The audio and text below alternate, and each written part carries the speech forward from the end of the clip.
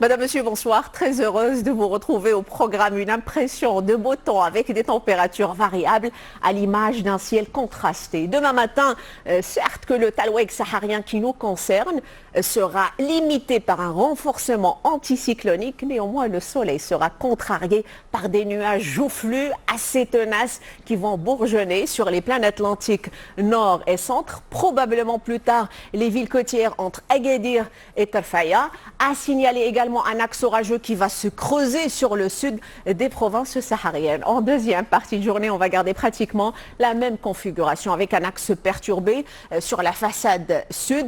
En prime, faites attention à un vent sensible qui risque de s'engouffrer sur l'oriental, le sud-est et le nord des provinces sahariennes. Ailleurs et à l'avant, regardez, le soleil sera timidement de la partie. Côté Mercure, au petit matin, sous la couverture nuageuse, on va grappiller quelques degrés. Les valeurs vont s'échelonner entre 8 et 20 degrés en passant par 13 pour Tétouan, ça monte à 18 degrés du côté de l'Ayoun. Pour votre après-midi, le thermomètre poursuit sagement sa montée. On attend 34 à Ouarzazate, 29 pour Oujda, contre 21 degrés pour Dakhla, évidemment balayé par des courants maritimes et c'est la minimale.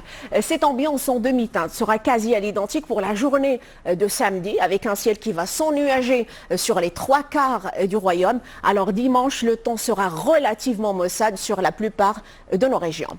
Sans plus tarder, avant de vous quitter pour votre info de ce soir, je vous propose un zoom sur le typhon le plus fort depuis plus de 60 ans.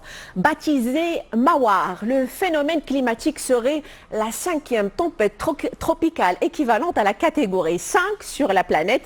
À ce jour, il faut savoir que Mawar menace dangereusement l'île de Guaram dans l'océan Pacifique avec des rafales de vent destructrices, voire de fortes précipitations. D'ailleurs, les populations se sont abritées dans des refuges à l'appel des autorités locales qui craignent fortement des inondations et des montées du niveau de la mer possiblement meurtrières. Notez pour clore qu'une 60aine de vols au départ ou à l'arrivée de Guaram ont été annulés par les services concernés de la région. C'est tout pour ce soir. Merci d'avoir été des nôtres. Demain, à la même place, Leila Kimzriwali va vous accompagner. Quant à moi, je vous retrouve avec beaucoup de plaisir lundi. D'ici là, portez-vous bien.